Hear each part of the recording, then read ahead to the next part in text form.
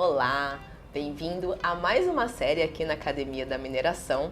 Meu convidado agora é o Renato e nós vamos conversar sobre empreendedorismo mineral. Até gaguejei para falar. O tema é novo, é diferente e é da autoria do meu amigo. Então vamos conversar um pouquinho sobre isso?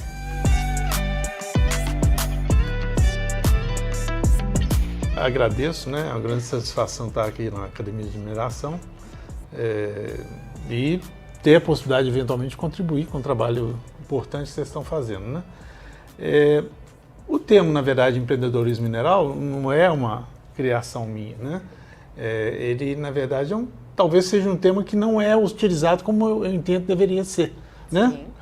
O termo empreendedorismo já todos nós, ao longo de nossas vidas, de alguma forma nós fomos empreendedores, né? O Sebrae, né, principalmente, foi quem consolidou esse termo, né, empreendedorismo. O Brasil talvez seja um dos países onde tem mais empreendedores, né? Em várias fases de recessão no país, né? Foi a salvação, né? Porque várias pessoas no país, vamos dizer, fazem parte muitas vezes, dessa economia invisível. Vai se reinventando. Ele vai se reinventando ao longo de sua vida, né? Algumas pessoas já têm aquilo nato, ou mesmo vêm de famílias, né? Outras elas têm de ser educadas, por exemplo, um caso do Sebrae. Nas próprias universidades hoje, já tem curso de empreendedorismo, né? Como no sentido de aquele profissional, quando formado, ele pode ter até um caminho solo, né, para desenvolver oportunidades. E isso nós estávamos até conversando, né?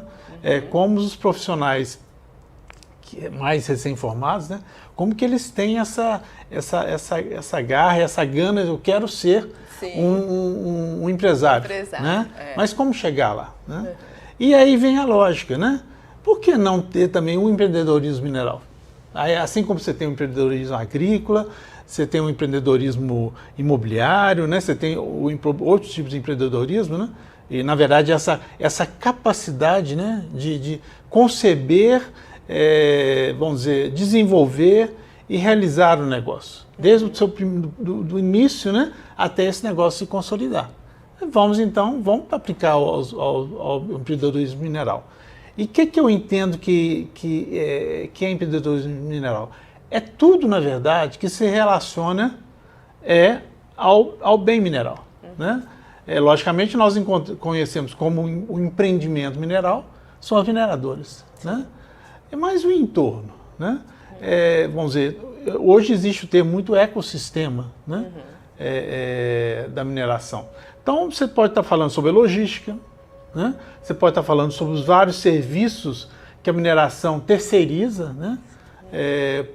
Seja para pequenas empresas, seja para pessoas individualmente. Você pode estar falando dos serviços ambientais, né? Você pode estar falando dos rejeitos, que é a grande fala hoje, né? O que fazer com os rejeitos, que passaram a ser um grande assunto de preocupação, né? Mas ao mesmo tempo de oportunidade para a mineração. E isso nós estamos falando da mineração. Mas e por que se nós falamos do mineral, né? Sem necessariamente estar ligado à mineração? Nós estávamos conversando aqui, por exemplo, se nós pegarmos a cerâmica de Jequitinhonha, são as bonecas do Jequitinhonha. Elas são o quê? São minerais queimados. Sim. Né? Se nós pegarmos mineralogia aplicada. A mineralogia aplicada, né?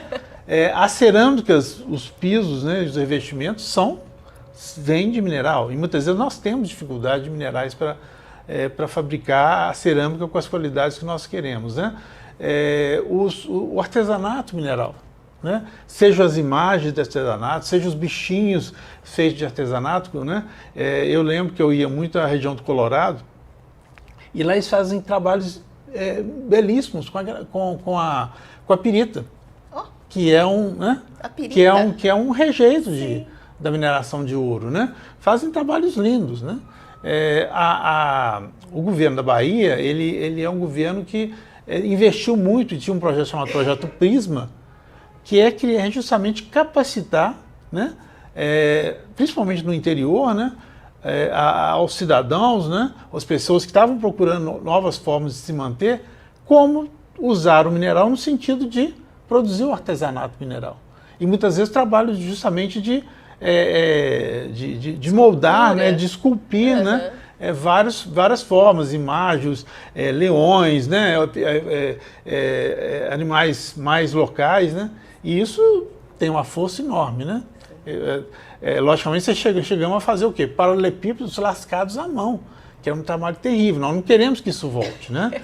Mas isso faz parte da nossa história, né? Se nós formos aqui na região de Ouro Preto, quantidade de trabalhos vindo do mineral e não necessariamente da mineração. Sim. Mas no final eles estão relacionados. E eu tenho uma área que eu trabalho muito, que é a preocupação cada vez maior, ou o próprio desafio da mineração, fazer com que os territórios onde existe a mineração, eles também se desenvolvam, até para o pós-mina. O que vai acontecer com o território quando a mina for terminada, com o famoso fechamento de mina? Aí vem o quê? Retomar outras economias para a região, em que o mineral pode ser uma delas. Isso é muito importante quando você coloca dessa forma, porque a gente percebe que quando chega uma mineração, a sociedade talvez tenha até uma cobrança, uma ânsia de que as pessoas sejam incorporadas, né? Então, vai trabalhar como técnico, como operário e tal. Mas uma característica do depósito mineral é que ele é exaurível, né? Então, se você cria toda uma economia, toda uma sociedade voltada só para isso, e isso vai acabar sem pensar, né, na continuidade disso, quando o depósito ele for exaurido, você mata a cidade junto com a mina, né? Eu participei de um projeto de cooperação com a França, né, entre Minas Gerais e a França, que justamente já antecipando o futuro dessa problemática do fechamento de mina e a retomada de outras atividades, ter uma economia similar à economia produzida pela mineração, né? Então eu trabalhei muito com o pessoal da região de Lille, mas era para o carvão, que parou de repente a produção de carvão.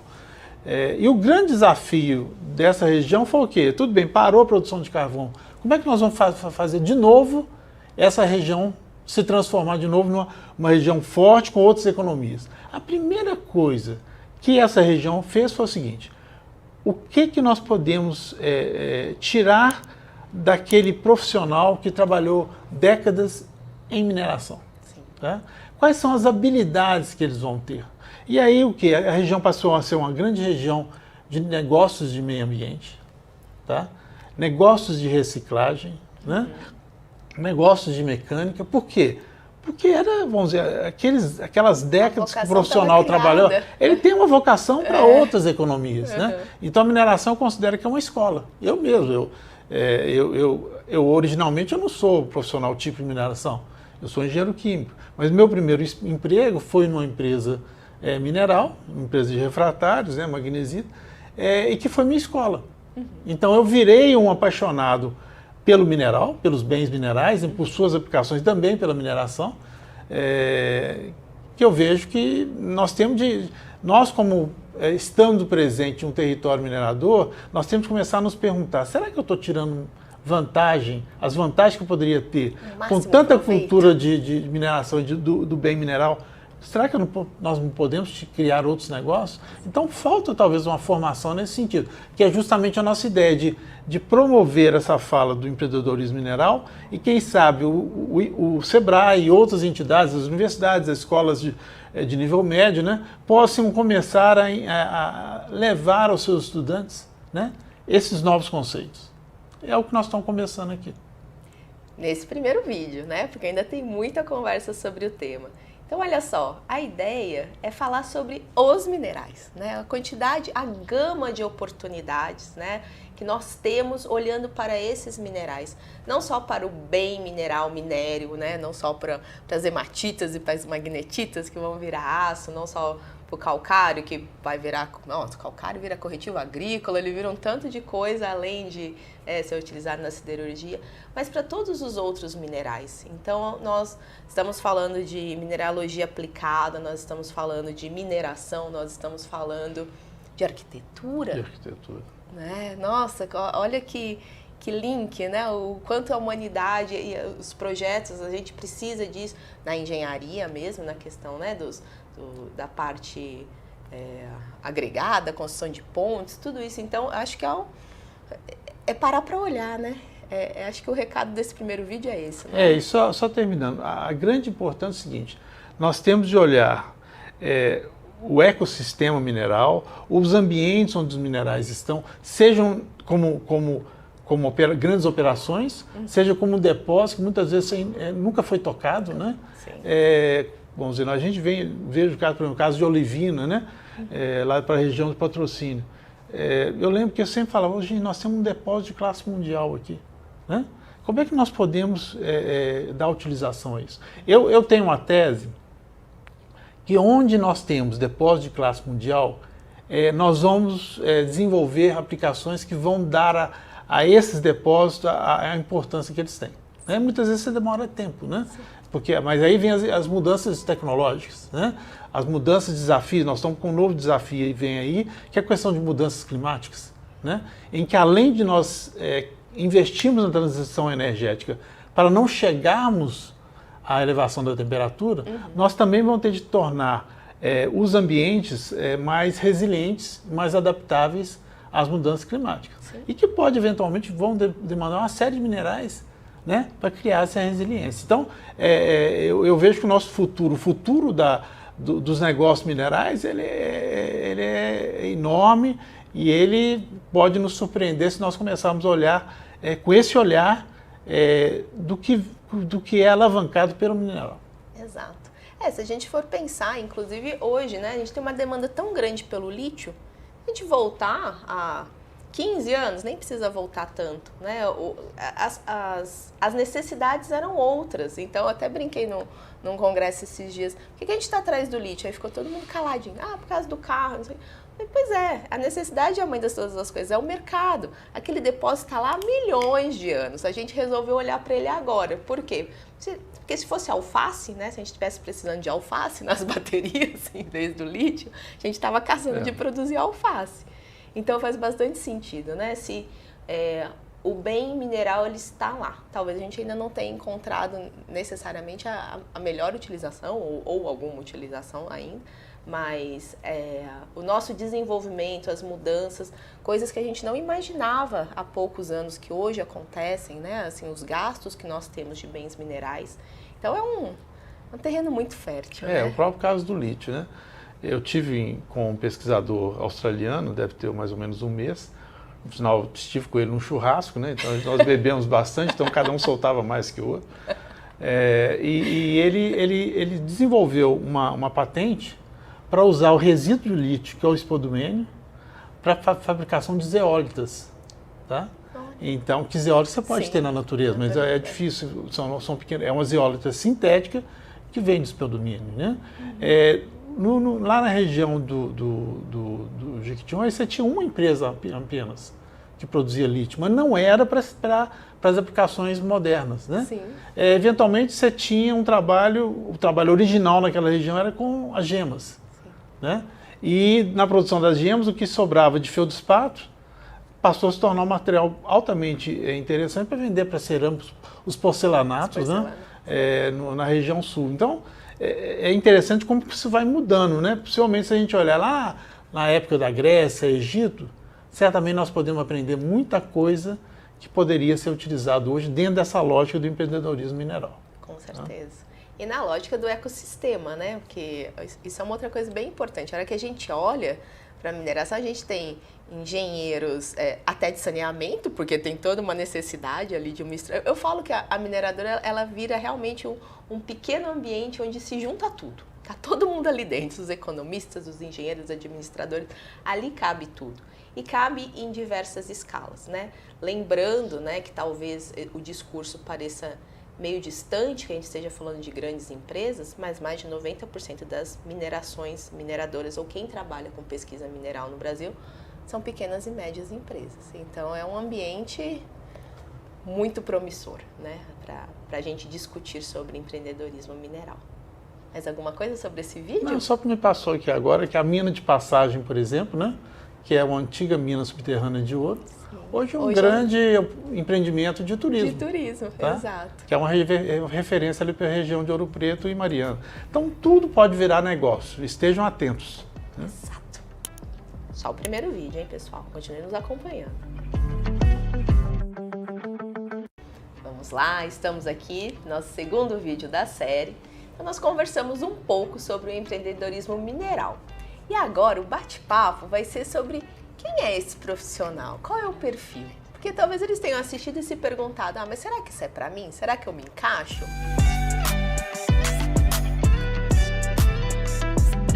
Eu acho que a gente poderia começar assim, existe uma grande fonte de referência para o que é ser um empreendedor. E também uma fonte de capacitação, de formação, né?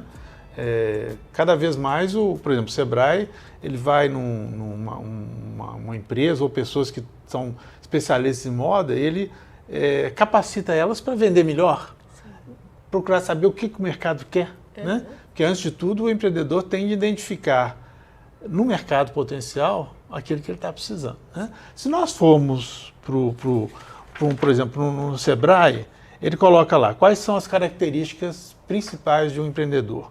Autoconfiança, mas não demais, né? Porque senão a gente faz bobagem. Coragem. Autoconfiança não é arrogância, né? Coragem, né?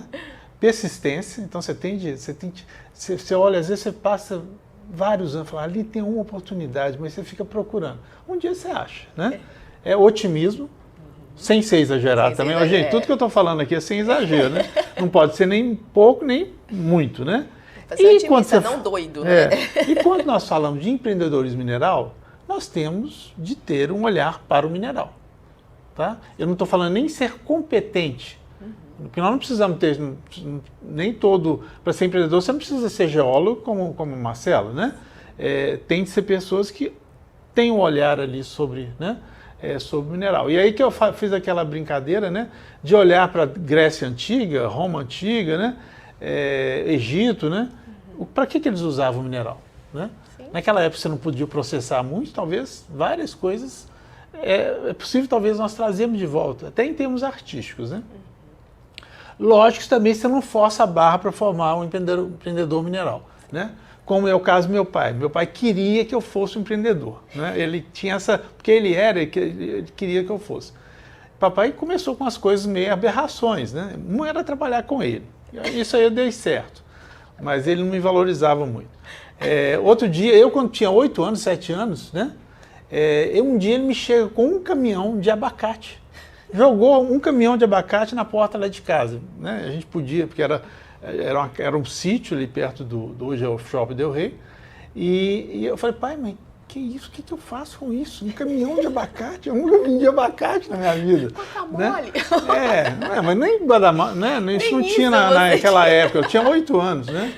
No final, eu virei, para vocês verem que sempre tem um negócio, eu virei o homem do carrinho, tá? Então, papai vendia e eu entregava o carrinho, né? E chegava a cada pessoa que tinha que comprar. Logicamente, eu ganhava, às vezes, umas gorjetas sendo o homem do carrinho. Quem sabe isso tem repercutido nas minhas funções logísticas no passado. Então, sempre tem uma consequência boa. Mas eu estou falando, não force a barra com seus filhos. Mas, então, eu até comentei, quando eu estava conversando com a Marcela, que o empreendedor, ele tem de um pouco sair da caixa, né?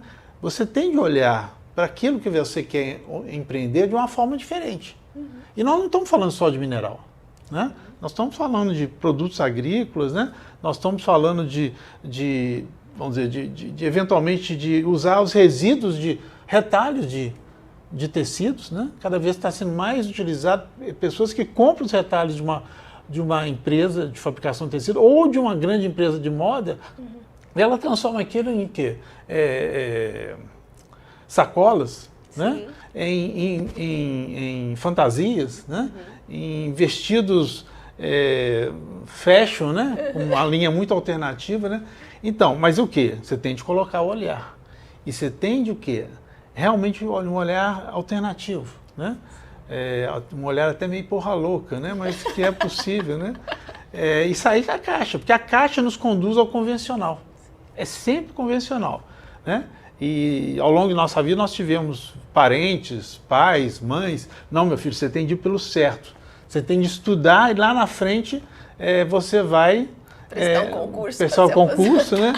Não, vamos dizer, a gente vê vários jovens sendo empreendedores desde o começo, ou pessoas que têm uma habilidade, uma vocação diferente, né? Que não é necessariamente ser aquele pessoa de formação típica, né? O Microsoft, por exemplo, veio de fabricar computador em garagem, né? Mas foi o quê? O espírito empreendedor, né? Antes de tudo, eles sabiam o que? Eles conheciam o mercado. O que o mercado queria, ou que ainda não sabia que ele queria, mas a demanda potencial estava ali, né? Então, isso é o que nós temos de procurar. E chamando a atenção, nós temos tanto o empreendedor externo, que é esse empreendedor que nós conhecemos, o que nós podemos vender para ganhar dinheiro e se tornar um grande empresário, ou as empresas, as grandes empresas, ou as pequenas, cada vez mais, elas querem funcionários que sejam empreendedores internos, que ajudem a empresa a construir oportunidades de futuro, que pode ser até na redução de custo, né? O empreendedor interno, ele reduzir custo, né? E há várias empresas que têm concursos, né, internos para aqueles funcionários que mostram ideias mais factíveis ou que tenham melhores resultados ganham prêmios nesses concursos, né? Então, de novo, o empreendedor todos nós temos de ser, de alguma forma ao longo da vida, nós temos de sermos empreendedores. E aqui nós estamos falando do empreendedor mineral, que pode ser tanto o que nós fazemos com o mineral em si, quanto com relação aos vários serviços, né, que estão no entorno da atividade mineral, né? Eu estava colocando, por exemplo, vocês desculpem se eu estou falando de uma maneira meio caótica, mas, por exemplo, moagem, né? Acho que todos nós sabemos, a moagem convencional talvez venha no calcário para a produção de calcário agrícola, né? Ou para eventualmente a produção de o a cal para fertilizantes, para construção civil. Mas hoje, cada vez mais, nós temos o quê? A remineralização, os remineralizantes, que quem pode defender, explicar isso é a Marcela aqui. Mas basicamente é o seguinte, os nossos solos, que nós não damos nada por eles já podem ter vários micronutrientes ali. Mas nós temos de talvez diminuir, né? Ou moer para eles terem uma granulometria que tenha reatividade aos ácidos do solo, né? E que liberem esses micronutrientes, né? Então já começa com coisas muito óbvias, né? Muitas vezes vocês têm de moer para quê? Para ele ser feito aplicações assim meio exóticas, né? Por exemplo, vocês sabem que na goma de mascar pode ter talco, carbonato, né? Aquela goma de mascar, né? Que ele dá justamente consistência, né? A goma de mascar, mas você não pode ter ali arsênio, né? Você não pode ter contaminantes, você não pode ter quartzo, porque senão ele vai quebrar seus dentes, né? A abrasividade vai ser grande demais. O arroz, o polimento de arroz é feito com minerais, né? O jateamento, né? Para limpar peças, para depois se você aplicar o revestimento, muitas vezes ele é feito com polimento à base de quartzo, né? Moído, embora o quartzo tenha um problema que é o poder cancerígeno, né, negativo do quartzo, mas você poderia ter usado uma olivina, que é outro mineral em substituição, né? O que mais nós conversamos? Tintas, né? Tintas, né? Vamos falar dos materiais que estão no nosso dia a dia, né? Tintas. O que dá, muitas vezes, a cor, né? As tintas são minerais diversos, né? A comentar como talvez o mais utilizado, que usa em todas as tintas, são os minerais opacificantes. O principal dele é o dióxido de titânio, né? Rutilonatágio, né? Mas materiais muito puros, que são brancos, né? E vão dar muita opacidade. Você pode para tinta de tatuagem.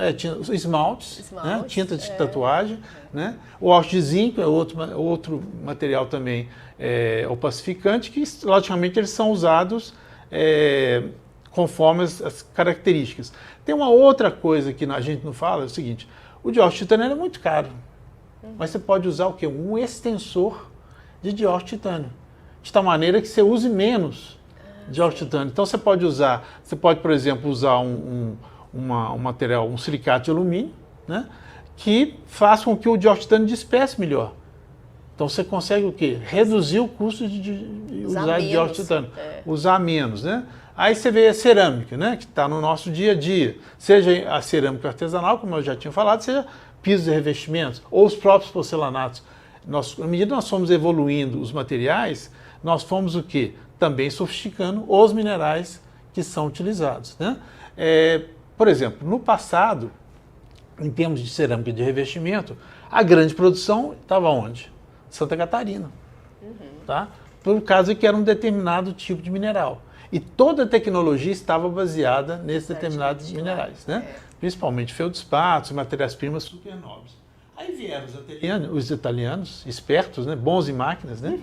E buscando mercado no Brasil. E os italianos também gostam muito da mulher brasileira, né? Então, acharam boa razão para ficar. Usaram duas justificativas para vir para o Brasil. Como grandes fabricantes de máquinas, eles descobriram o quê? Que existe uma região, ali na região de Santa Gertrudes, né? É que tem um solo muito interessante, né? E eles perguntaram, por que a gente não pode usar esse solo para cerâmica? Não, mas isso é um absurdo, isso é solo aí, não serve para nada, né? E de repente começaram a colocar os primeiros fornos. Começaram a fabricar o quê? Os ladrilhos, pequenos ladrilhos, à base daquele solo de Santa Gertrudes, né? Com o tempo, as tecnologias foram sofisticando.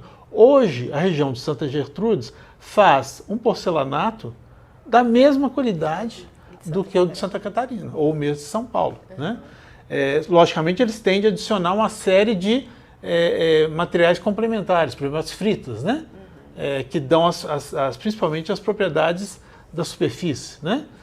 Como couro, opacidade e assim por diante. Mas é uma coisa que mudou o paradigma da cerâmica brasileira, né? Hoje, se vocês forem naquela região ali de São Carlos, né? Que é uma região que eu vou muito, a quantidade de cerâmicas que tem ao longo da rodovia ali é enorme. Hoje são as grandes cerâmicas produtoras de revestimento. Outro material, por exemplo, papel.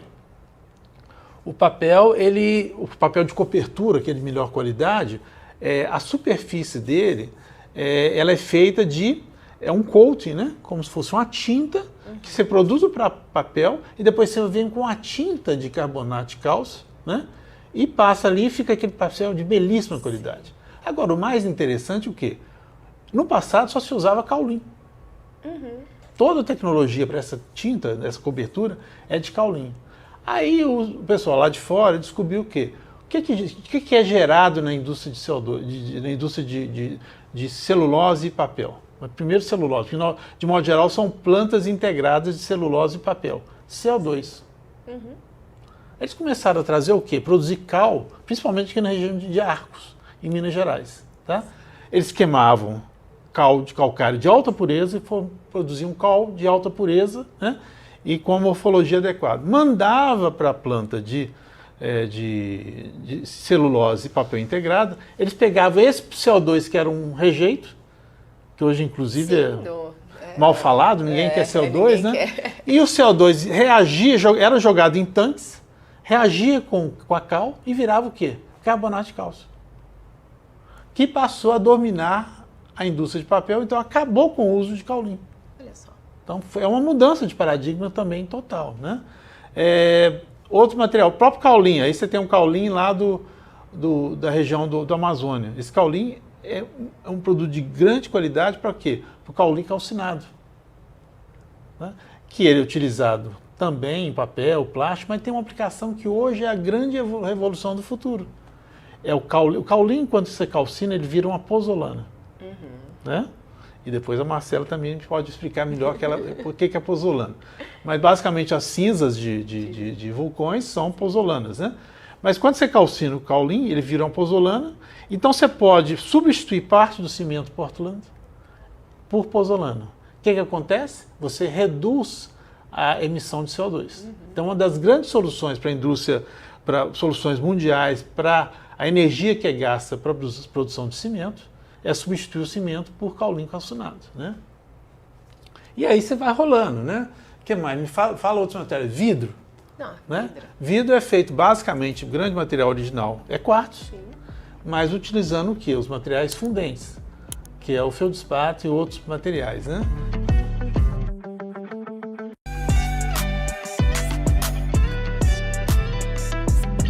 Existem umas imagens muito interessantes, eu usei muito elas no passado, é que você tinha tudo em volta de você era feito de alguma forma de minerais, né? Uma das imagens era um neném sentado em cima de um vaso, né? O vaso era de cerâmica, o neném estava segurando o talco, que é o talco infantil, né, para dar maciez, evitar assadura, né? Também de talco. Então, assim, se nós ficarmos aqui, nós podemos ficar não sei quantas horas, né? Só mostrando aplicações. Só botando as aplicações, as mais exóticas, as menos exóticas, as mais tecnológicas, né? E quando a gente fala das tecnológicas, são hoje as aplicações como solução para transição energética. Se você for as células, as usinas eólicas, são à base de magnetos, que usam minerais. Se você for na energia solar, né, nas placas solares, mesma coisa. De altíssima pureza, prata. Se nós formos para a produção de hidrogênio verde, são os platinoides. Né? O lítio, que são para as baterias.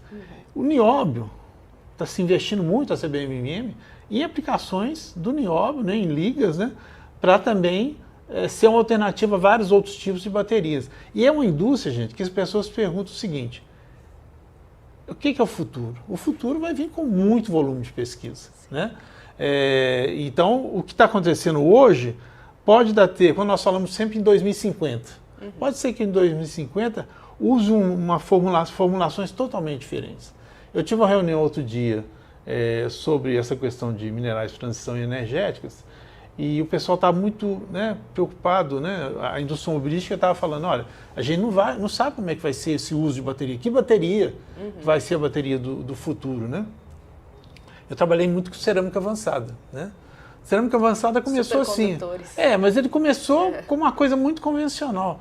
De repente estourou em termos de processos, né? Processo sol-gel, processo de deposição por vapor, né? Uso de minerais já misturados, né? Então, assim, eu até tenho recomendado que a gente usar a cerâmica avançada como talvez um benchmark, né? O que vai eventualmente acontecer com esses minerais da transição energética.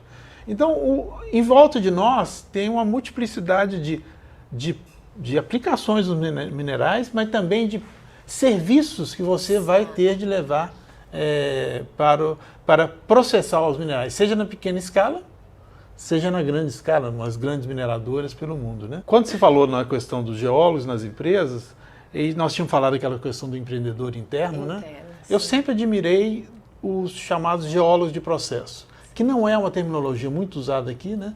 Mas extremamente, muito usada, por exemplo, no Chile. Né? É aquele geólogo que ele trabalha muito com o microscópio, com a lupa, né? É uma coisa que perdeu um pouco, né? Muito, né?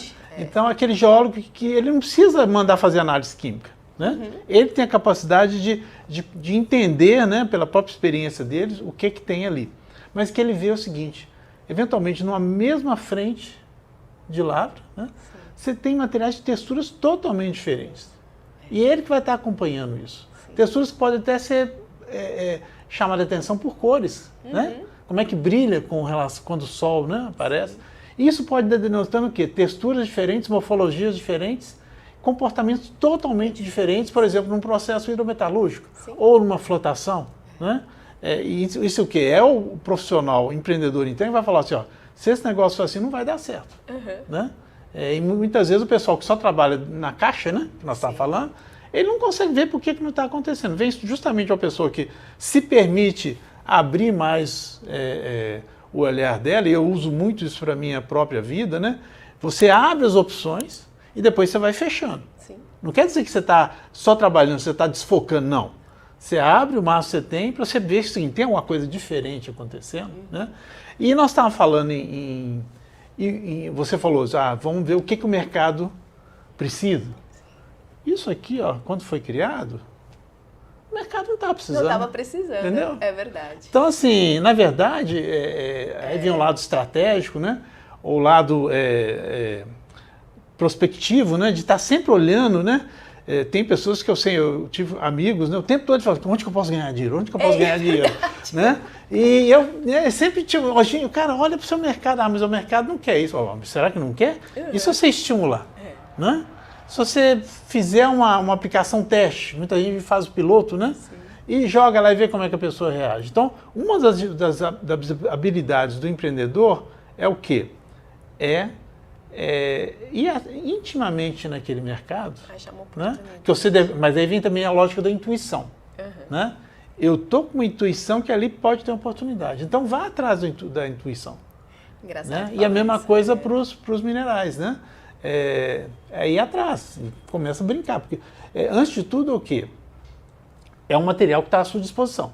Porque a matéria-prima, ela é cara. Né? Eu fui na China uma vez e tive várias reuniões com a Associação Chinesa de Economia Circular. Né? E basicamente a China é muito avançada na questão de uso do resíduo. E eles sempre brigam, não deixa um depósito, não deixa uma pilha de rejeito na porta da sua casa, porque no dia seguinte ela não vai existir mais. O chinês vai lá, pega e usa aquilo. Né? Então, o chinês é muito empreendedor, mas não é mais empreendedor que o brasileiro. Talvez o brasileiro seja o povo mais empreendedor. E isso vem das nossas várias crises em que nós população, que resolvemos, né, essas crises, e cada vez nós temos dado mais valor e oportunidade. Né? Você vê as pequenas empresas, as empresas de uma pessoa só, né, que basicamente é o seu CNPJ. Sim. Ela veio resolver a questão de formalização das vendas. De pessoas que produzem doce em casa e tem como vender com nota fiscal. Né? Então, eu entendo que o ambiente foi criado no Brasil para o empreendedor funcionar, seja o individual, né? Seja o artesanal, o micro, o pequeno, o médio e o grande. Né? Nós tivemos grandes executivos no passado aí, né? Que foram responsáveis em criar, né? essas formas de fomentar, né? O empreendimento. Um deles foi o Afif Domingo, né, que é de São Paulo e foi presidente do Sebrae também, e foi uma pessoa que puxou isso. Né? Grande parte que nós temos hoje em termos de regulação é função dessas pessoas que tiveram olhar para que esse pequeno negócio, pequeno porte, e que eles têm de ser formalizados. Um pequeno empreendedor, muitas vezes, ele não tem como comprar uma casa porque ele não tem como comprovar a renda dele. Né? E hoje já existem condições para isso. Né? O que mais nós íamos falar? Eu me perco às vezes. É tanta oportunidade. Né? São tantas opções. Então, assim, se plástico, nós estamos falando de plástico também. Né? Na indústria mobilística, o plástico que é mais usado é o polipropileno. Por quê? Uma das grandes razões é porque o material, quando você tem muito plástico reciclável no automóvel, tudo aquilo você pode, depois que terminar, aquele automóvel ser reciclado, né?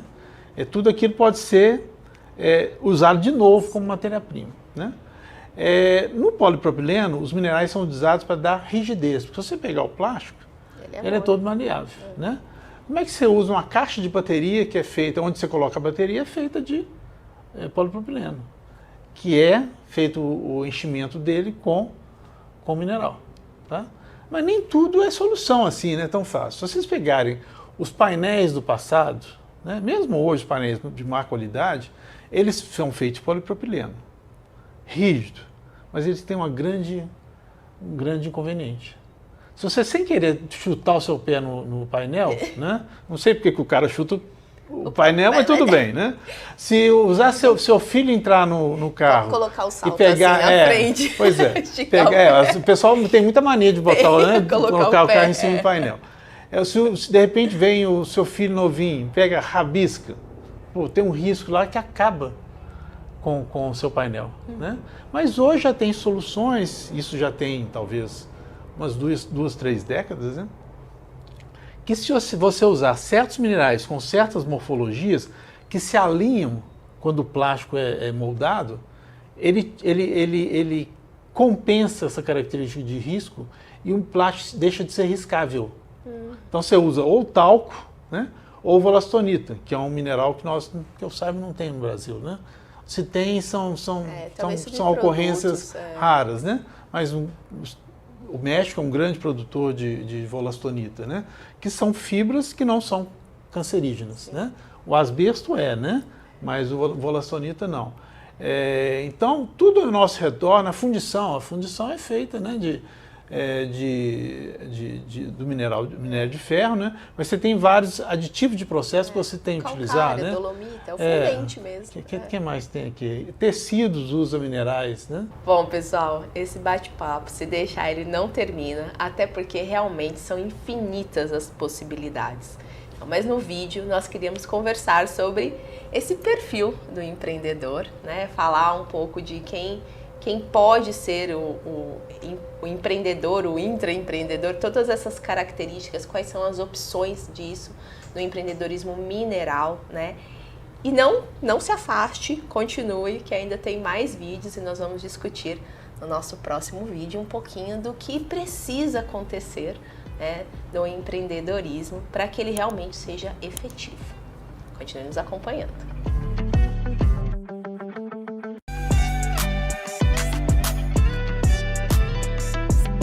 Eu acho que é importante que aqui não seja uma aula de gestão, Sim. Né? Nem de governança. Aqui nós estamos dando contribuições em função de experiências. Né? Sim. Eu, pelo fato de ser muito rodado, entendo um rodado, né? já rodei por vários negócios minerais, várias fases da mineração, né? Fases do marketing, assim por diante. Acaba que eu fui acumulando informações, né? Vamos dizer, conceitos, o que dá certo, o que dá errado, né? Então, eu entendo que talvez a gente possa colocar alguns pontos do que você mencionou, né? Realmente, quando você coloca o ESG, por exemplo, nós estamos sendo cobrados para algo que nós não fomos formados, né? Por exemplo, o típico profissional de mineração, o geólogo e o engenheiro de minas, que são quase que a coluna de uma mineradora, eles não foram formados para lidar com questões sociais, nem governança, nem as questões ambientais, né? A questão ambiental ela já vai sendo trabalhada há mais tempo, embora ela só olhe o ambiental. Hoje, se você olhar, por exemplo, o ESG, ele quer que você trabalhe com os 17 ODS, né? Então, o ambiental deixa de ser só ambiental, mas evolui para a sustentabilidade, né? Para o ecossistema. Eu até costumo brincar, eu estava pensando outro dia, que para você trabalhar com esse desafio, você tem que talvez ser bom, ou ser formado, ou admitir abertura para talvez três condições.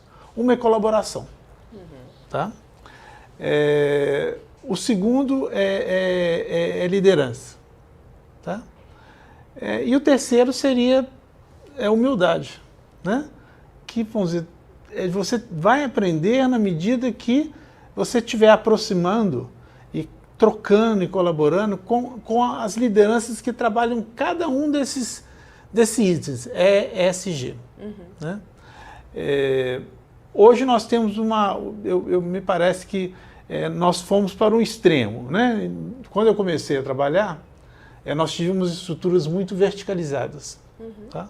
Lembrando aquilo, as empresas querem que nós sejamos empreendedores internos. Isso não existia.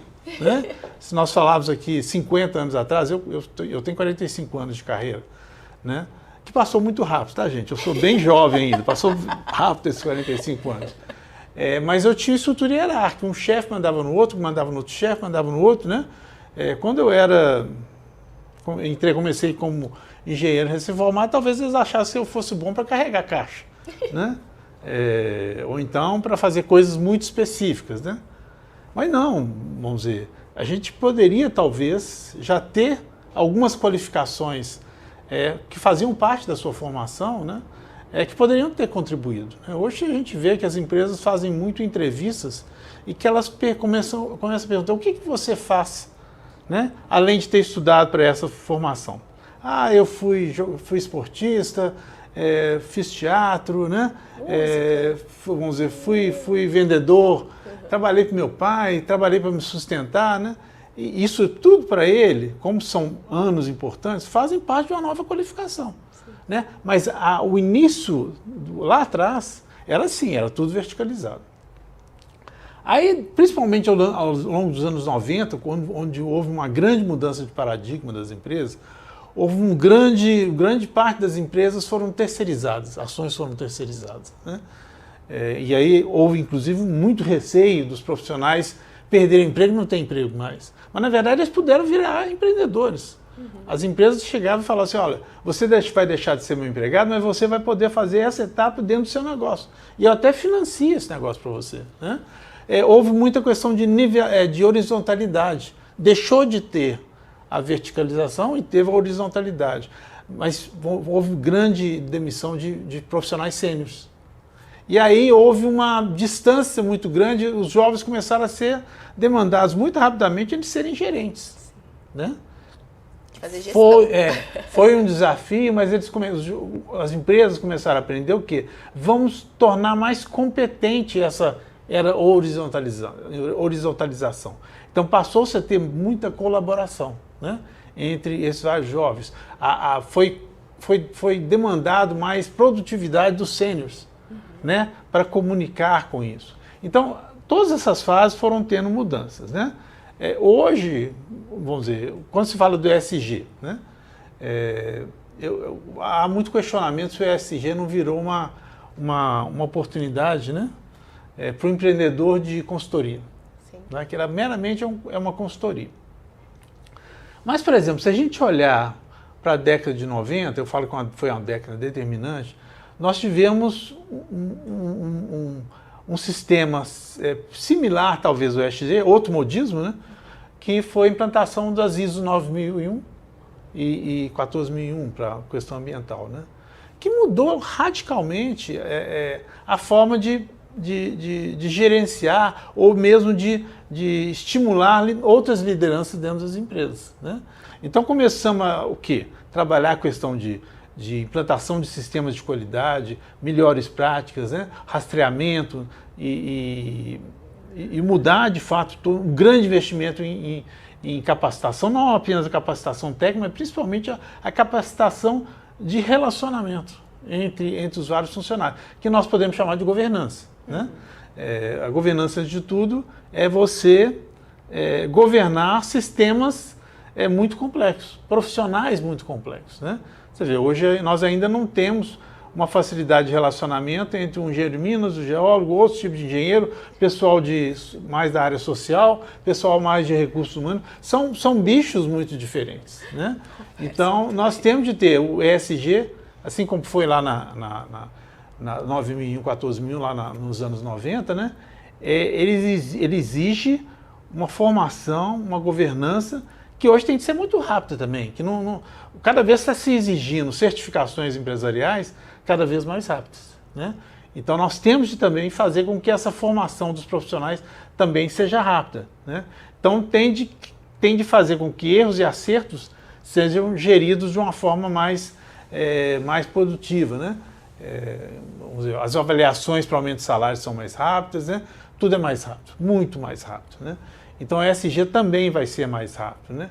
E o ESG, nós estamos falando que é o S de Environmental, de meio ambiente, é o S de Social, né? E o G de governança. Né? Todos são muito interligados. Como é que você lida com... Tudo bem, o S social está ligado também à empresa internamente. Né?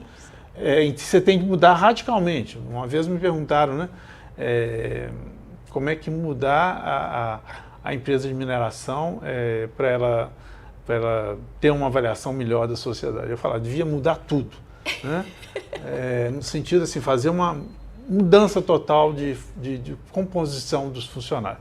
Eu sou um pouco radical às vezes e eu também não sou dono da empresa, né, gente? Então é bom falar. O consultor fala tudo que é um absurdo. Né? E o dono da empresa, ou o gerente, ou o diretor da empresa, não, vamos pegar o que é viável do que esse cara está falando e vão implantar. Mas na governança é aquilo que eu coloquei. Tem de ser um sistema de governo das várias interfaces que a empresa tem. As interfaces internas e as interfaces externas, seja com recursos naturais externos, seja com a governança dos territórios, seja com as comunidades, que também são muito diferentes. Não existe, é muito comum as pessoas acharem que toda comunidade é igual. Não é, as culturas são diferentes, como elas são formadas são diferentes, né? As raízes são diferentes. Então, na verdade, tem que se saber lidar com esse social, muito complexo. Né? E o environmental também. Então, há essa complexidade e nós temos de criar o quê? Capacitação para isso. Né? Quem que são as pessoas que sobem hoje nas empresas? Não é aquele melhor técnico, né? É aquele que consegue aliar todas as competências que foram sendo passadas para ele ao longo da vida deles em habilidades que satisfaçam a necessidade do mercado, seja o mercado interno ou seja o mercado externo. Existe o mercado interno dentro das empresas, né? Qual é o seu cliente dentro da empresa? Por isso que a gente fala, são empreendedores internos, né? Então, quem sobe hoje nas empresas são aqueles que são melhores empreendedores internos. São aqueles que melhor veem as outras interfaces como clientes, né? Agora, isso nós temos de desenvolver, nós temos de ser astutos, pacientes, humildes, né? Propositivos, né? Amigos, líderes, né? Então, nós temos de ter multi-habilidades para o quê? Para tocar esse elefante que chama ESG, né? Que é um bicho enorme, né? E que, vamos dizer, temos nós com mais tempo de carreira, mas não é nós. Nós temos de usar vocês jovens. As empresas, cada vez mais os profissionais mais maduros são consultores, né? E os gestores, as lideranças internas, cada vez mais são o quê? São os jovens, que têm capacidade de rapidamente estar desenvolvendo esse multidão de habilidades. E essas habilidades se desenvolvem na empresa, mas principalmente na sua vida cotidiana, na família, com seus amigos, nas festas, nos namoros. O tempo todo nós estamos desenvolvendo habilidades que nós vamos aplicar elas depois profissionalmente. O ESG para mim é típico. Então, né, é valorizar um novo tipo de formação que sai fora da caixa. Definitivamente ele sai fora da caixa. O que sair fora da caixa eu não posso falar que é um segredo, né? Nem posso falar tudo porque senão fica chato, né? Minha mulher não vai gostar, não. Mas basicamente nós temos de estar nos permitindo, né, aprender rapidamente com os erros e acertos. O tempo todo é esse, né? A própria educação das minhas filhas, né, eu valorizava muito os erros, né? Eu só tomava muito cuidado para os erros não serem catastróficos, né? E eu acho que as empresas têm de tomar cuidado. Tá? Tem áreas muito sensíveis que você realmente não admite o erro aí, né? Com relacionamento. Ou tem uma margem muito pequena. Mas é justamente na medida que você vai se profissionalizando, subindo dentro da empresa, ou mesmo ganhando mais funções dentro do horizontalizado, porque às vezes é difícil dar um salto, né? Sim. Mas você já pode, existe a carreira em Y, né? Em que você pode já estar sendo remunerado melhor pelo número de funções que você ainda está no mesmo nível de vários outros. Mas você está sendo formado talvez para dar grandes saltos, né? Ou assumir mais responsabilidades que são remuneradas pela empresa mais favoravelmente. Eu acho que isso, eu não sei se ainda os jovens vivem isso, mas sempre houve muita ansiedade de saltar de postos, né? Mas acho que nós temos de ter, talvez, as áreas de recursos humanos têm de saber, de alguma maneira, capacitar, acompanhar esses profissionais, né? No sentido para eles não ficarem tão ansiosos. Sim. Né? Nós não precisamos ser como os japoneses, né? Que ficam velhos para assumir uma presidência, né? Mas não, pode ser muito rápido, né? A grande diferença da minha geração é que era tudo muito lento, que era tudo muito verticalizado, né? E não se admitia o erro, né? Era muito conservadora a gestão. À medida que foi mudando, isso foi acelerando muito, né? E hoje, como eu falei, a própria educação familiar hoje é totalmente diferente do passado. Você não chama pai de senhor, né? Ou são poucos casos de que isso acontece. Era o mesmo caso lá de chamar o doutor, o chefe, né? Então, as famílias, elas, de certo modo, replicam, né? Ou são espelhos do que acontece profissionalmente, na rua e internamente, né? Eu lembro que na época do ISO 9001, começou a acontecer uma coisa interessante, é que você começou ao você investir nas atitudes dos funcionários, mesmo pessoal de mais baixo escalão, essas habilidades iam para a família. As famílias começaram a se comportar como o ISO 9001. É super interessante, mesmo em termos de alimentação, em termos de higiene, porque a ISO 9001 ela envolvia todos esses comportamentos, inclusive de higiene, de alimentação. Os restaurantes industriais começaram a vir nessa época. Né? Como é que você podia pedir ISO 9001 de um profissional que comia ainda mal, né? Do lado de fora da empresa? Aí veio toda uma série de mudanças, né? E coisas muito engraçadas, assim, tristes e engraçadas. Né? Eu lembro quando teve o primeiro restaurante industrial na empresa que eu trabalhava, né? Esses profissionais que muitas vezes ficavam com fome durante todo o serviço, eles começaram a receber alimentação de qualidade. O que começou a acontecer?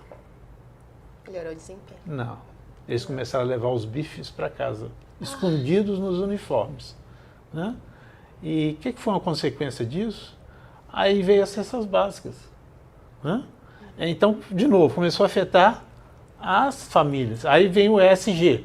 Lógico, o ESG de hoje não é como seria do passado, mas certamente tem investimentos que a empresa faz, tem parâmetros de gestão, tem ensinamentos, competências, que naturalmente eles vão chegar à família. Mudança de qualidade de vida, mudança do comportamento. Então, aí, de novo, falando de governança, o espectro da governança ele é muito amplo. Nós temos de admitir isso. E para isso nós vamos ter de ter pessoas com formações muito diferentes colaborando entre elas. Tá? Eu precisei de 45 anos, talvez, para me formar, para ser o profissional mais próximo dessas exigências hoje. Mas é muito tempo, né? Na verdade, hoje nós temos de formar ele já no primeiro ano, segundo ano. Mas a única maneira de se fazer isso é colaborando. Né? Admitindo as características de liderança de cada um. Né? Porque um é líder nisso, outro é líder naquilo. Então, as pessoas têm que saber colaborar sem competir, excessivamente. Né? A competição é boa. Né? Então, assim, é uma mudança total de profissional. Que mesmo hoje eu ainda acho. Por que tem empresas que têm maior dificuldade em ter o ESG? Porque elas têm um modo de gerir, né, os seus profissionais, que ou mesmo de relacionar com o território, as comunidades, os stakeholders, que ainda é muito formal, né, muito regulado. Né? Tudo bem, você pode regular quando está otimizado, mas hoje não está otimizado. Então você vai ter de primeiro otimizar as relações, né, para aí você regular. Tá? Então você vê a mudança, como que o processo é longo, né?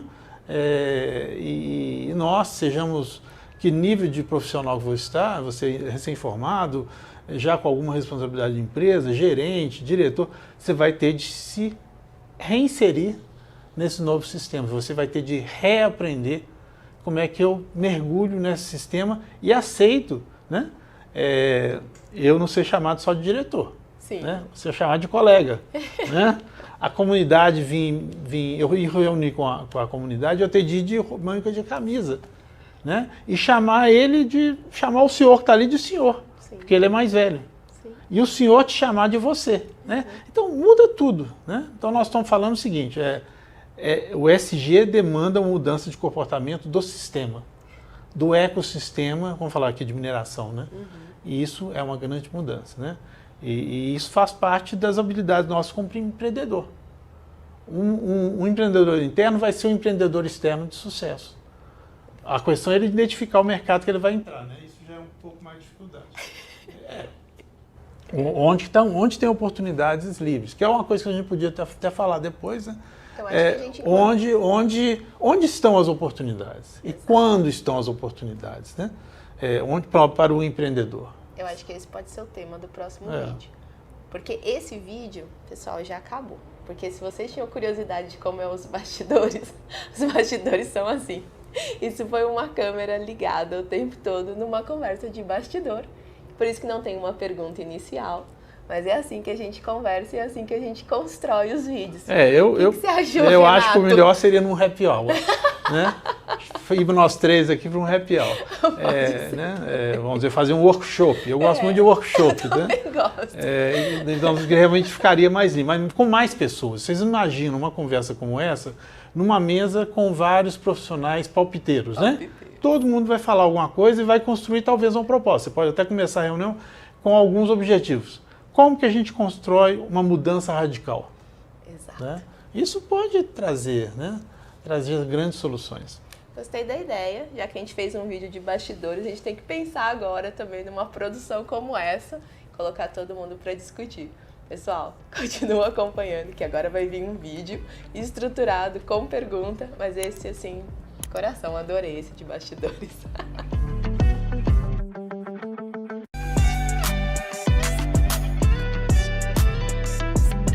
Bom, pessoal, eu tenho certeza que vocês que estão acompanhando, que você que está acompanhando, você está curtindo demais essa série. E agora, para fechar, infelizmente, pelo menos essa série sobre essa temática, vamos conversar um pouquinho sobre onde e quando. Que tal? Ótimo. Nós podemos, na verdade, de novo, abrir o leque, né?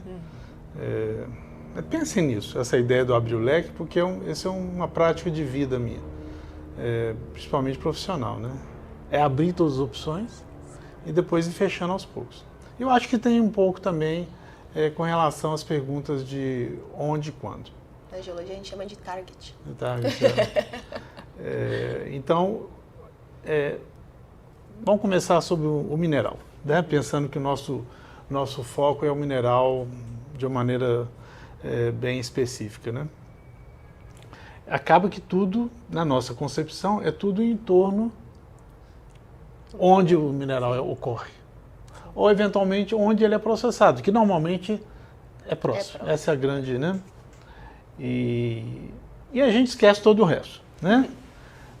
E aí, justamente, nós temos que falar assim, onde pode estar a oportunidade.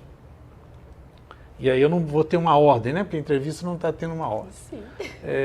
Talvez um primeiro lugar que a gente pensa seria na logística, né? Mineral, seja ele in natura ou tratado, chegar até o cliente, né? Vocês imaginam a quantidade de sistemas, né, intermediários que podem ser instalados, né? Dependendo, logicamente, do mineral. Chegam uns casos que é até mais extremo, né? Que é, por exemplo, fornecimento de cal ou fornecimento de minerais para plástico, para tintas, né? Para as indústrias de tintas.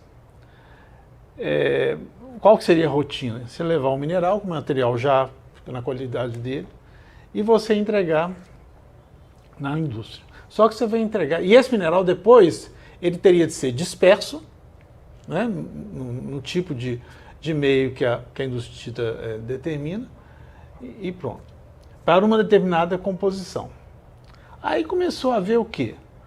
A inovação em plantas satélites, em que um desses fornecedores fala assim, não, eu posso gerir para você, indústria de química, como que esses materiais vão chegar, dispersar e entregar na ponta da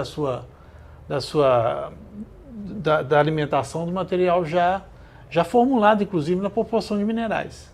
Te entrega, né? Na porta de casa. Na porta de casa. A China, né? A China, eu durante muito tempo eu trabalhei aqui no fornecimento no Brasil, no fornecimento de talco para a indústria de plástico. Vários tipos de plástico, né? Seja nylon, polipropileno, polietileno, PVC e vários outros. Então, por exemplo, um cliente era na indústria de polipropileno, como eu já mencionei, talvez seja uma grande aplicação em plástico, né? Talvez o polímero que mais seja viável carregar, reforçar com vários tipos de minerais, materiais mais tubulares, né? Materiais sintéticos, assim por diante. E depois lá o cliente, né? Ele lá faz a formulação, né? Para alimentar os sistemas de moldagem do plástico, né?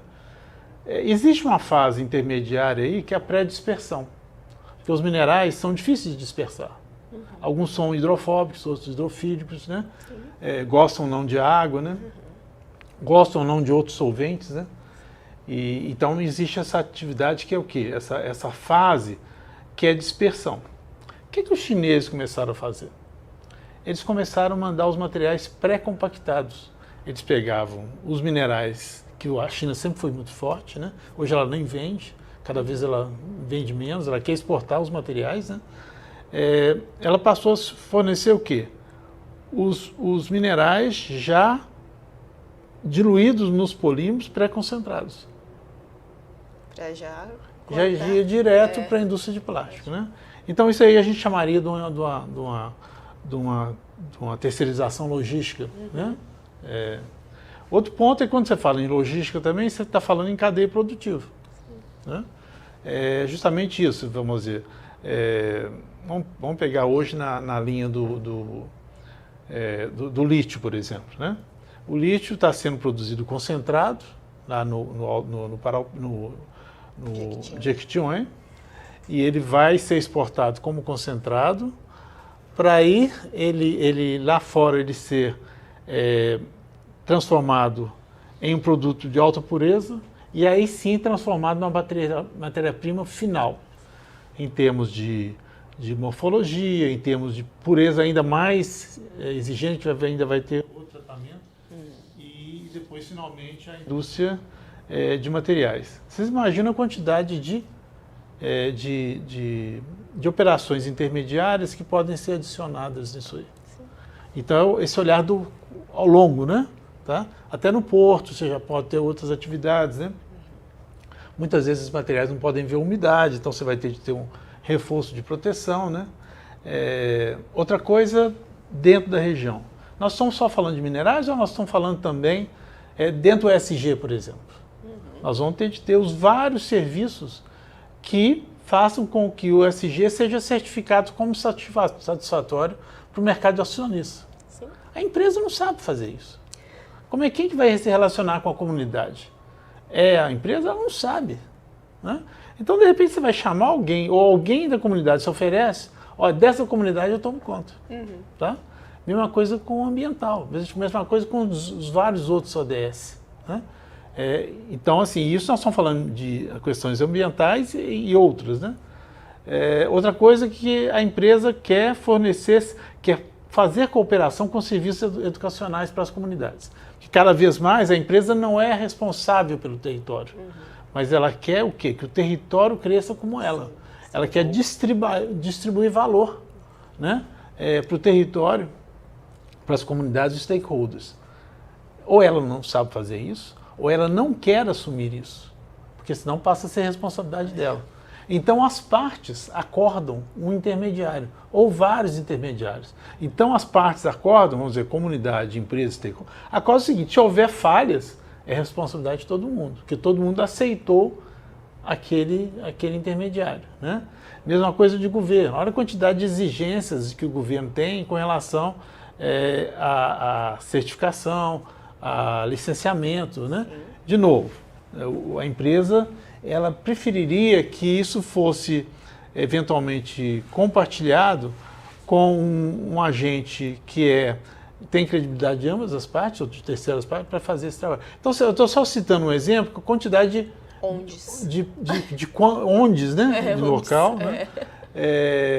Você pode ser no exterior, né? Por exemplo, tem empresas que exportam seus minérios, né? Para serem misturados lá fora.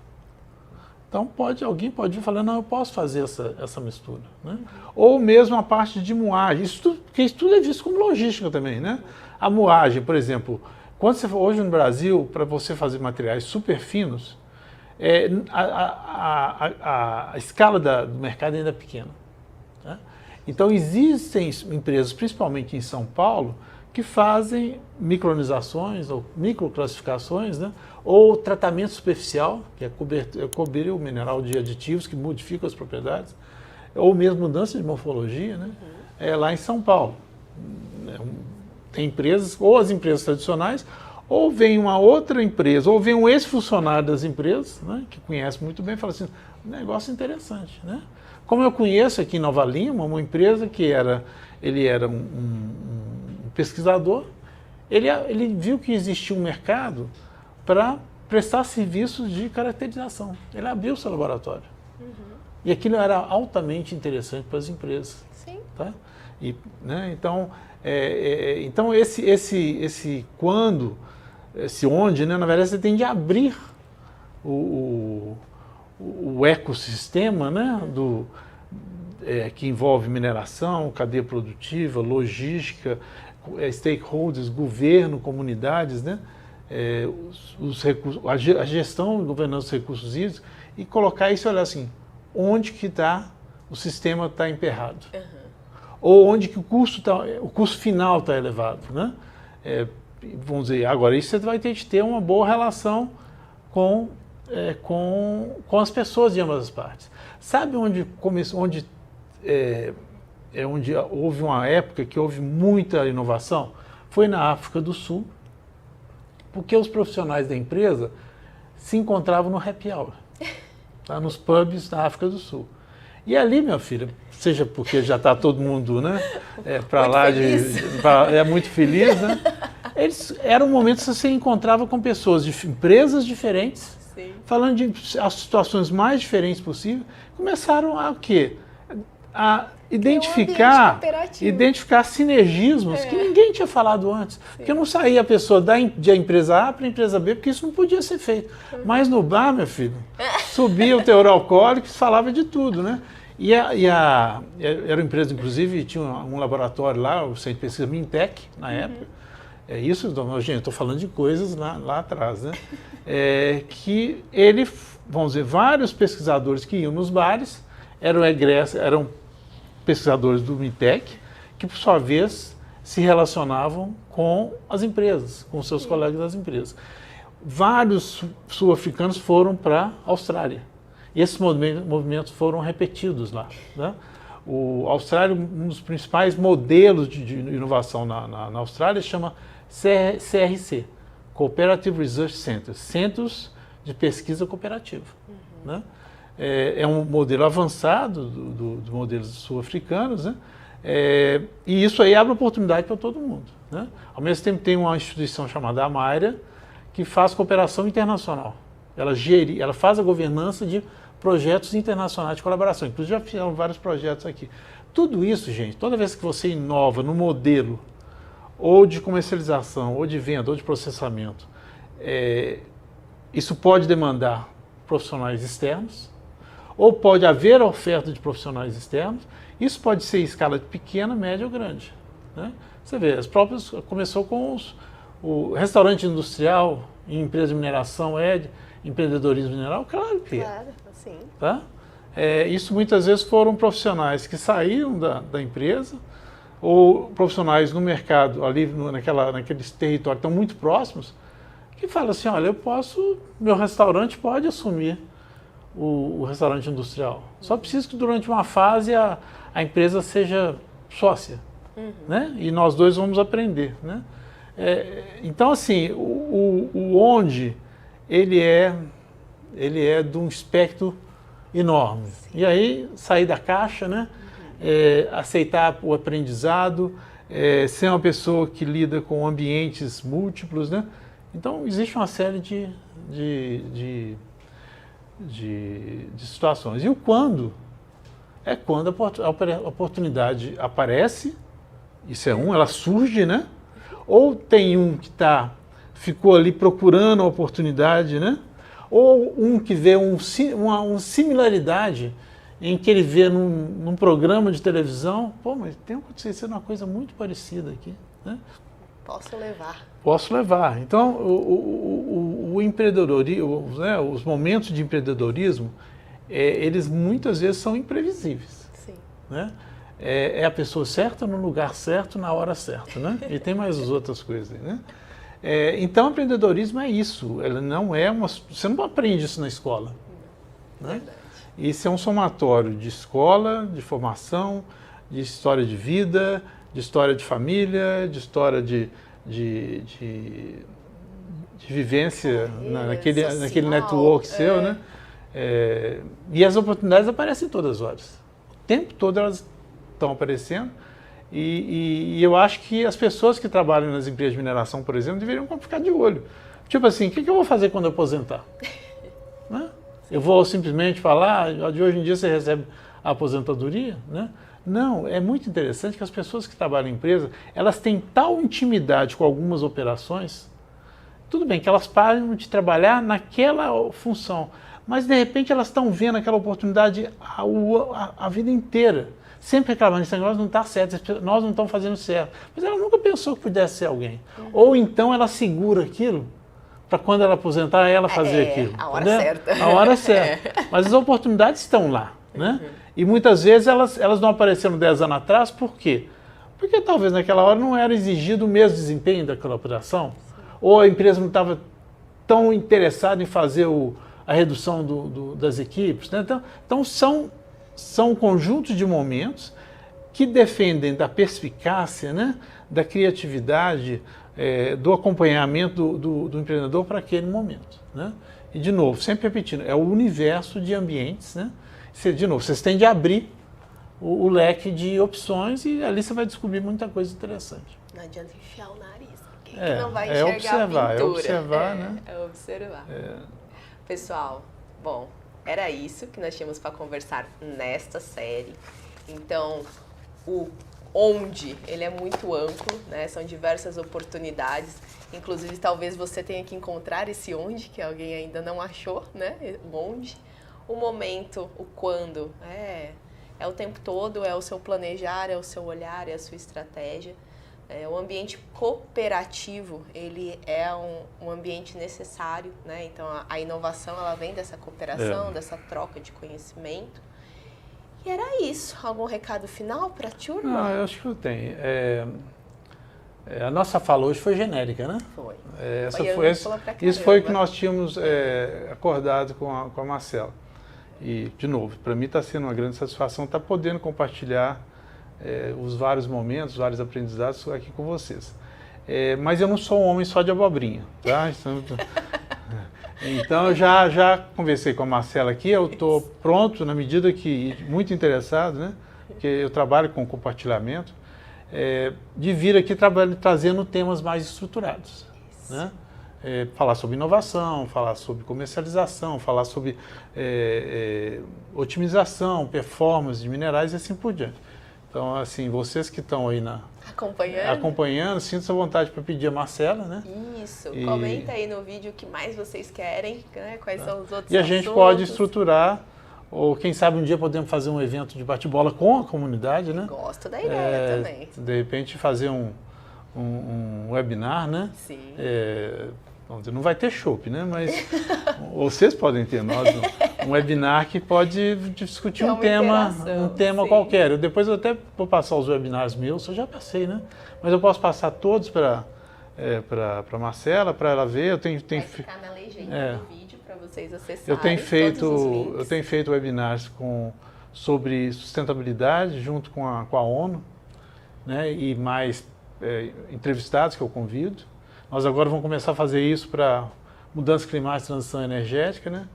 E eu posso resgatar os webinars do passado, né? E colocar dentro aqui de um portfólio para a Academia de Mineração, tá? Então pergunta à vontade. E se alguém quiser conversar mais especificamente, peça a Marcela, meu zap, né? Mas acho que seria interessante que o nosso aprendizado e a nossa comunicação fosse feita através da academia. Tá? Muito obrigada. Gente, continuem atentos. Renato, muito obrigada. Foi bom? Foi ótimo. Muito bom.